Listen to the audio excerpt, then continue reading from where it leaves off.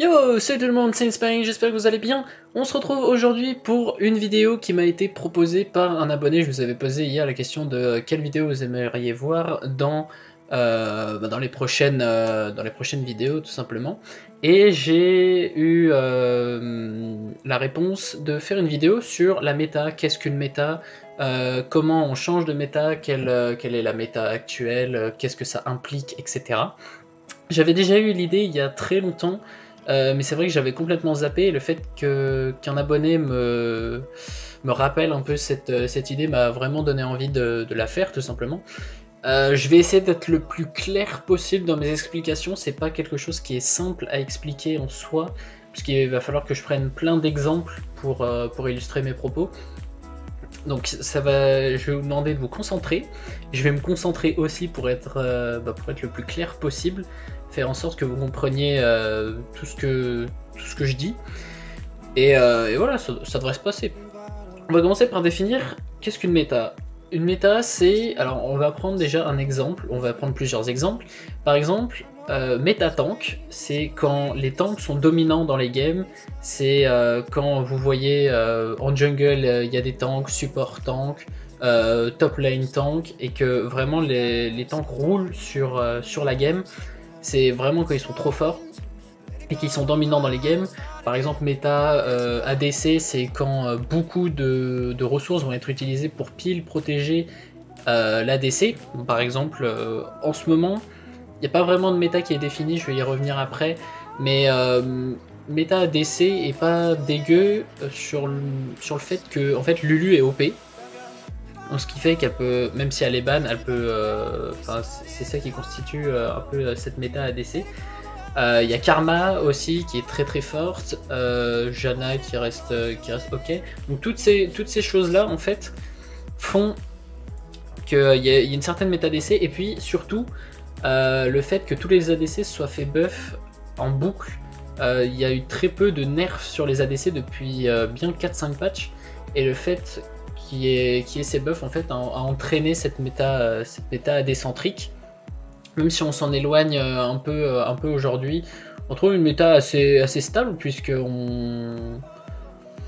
tous les champions sont à peu près équilibrés en fait. Il n'y a pas de champions.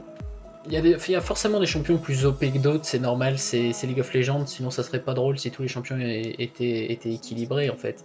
Genre vraiment, ça serait pas drôle. Et du coup, la méta est assez équilibrée en soi, il n'y a pas vraiment de méta dominante.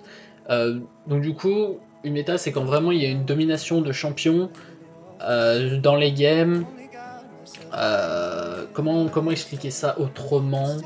Je pense que c'est assez clair en soi. Une méta assassin par exemple, c'est quand tous les assassins sont OP as fuck, qui sont ban ou pick, et puis qui roulent sur les games. Voilà, tout simplement. C'est comment illustrer une méta. Comment on change de méta? Qu'est-ce qui va faire qu'on va passer par exemple d'une méta ADC à une méta assassin, à une méta tank? Enfin, ça va jouer sur les patchs, tout simplement avec les ups et les nerfs de certains champions. Par exemple, justement les ups des supports vont entraîner potentiellement une méta AD-centrique. Les nerfs des tanks vont entraîner indirectement une méta assassin.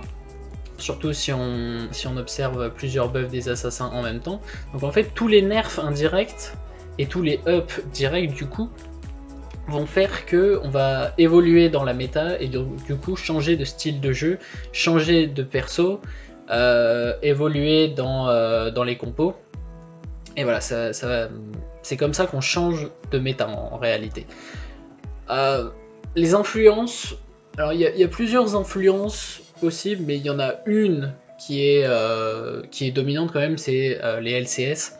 On va pas se mentir, les LCS ont une grande influence sur la solo queue, sur les champions qui sont sortis, parce que forcément si on voit un champion sorti au LCS qu'on n'a pas l'habitude de voir en solo queue, on se dit mais s'ils le sortent au LCS, c'est que c'est assez fort pour être sorti en solo queue.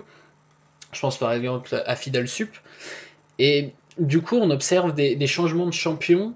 Et du coup, forcément, s'il y a plusieurs changements de champion en même temps, plus les patch notes, etc., on peut observer un changement de la méta.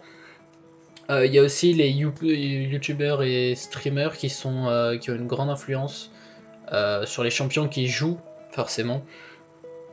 Et voilà, c'est à peu près tout sur la méta. Je vois pas ce qu'on pourrait rajouter d'autre en fait. Voilà, la méta actuelle, je l'ai dit, elle est assez équilibrée. Il n'y a pas vraiment de lane dominante en soi, il n'y a pas vraiment de champion dominant, même si forcément les Lee Sin, Harry, on voit énormément. Mais ça crée pas vraiment de méta en soi. Puisque tous ces champions, en fait, on a l'habitude de les voir et du coup, ça change pas beaucoup d'habitude.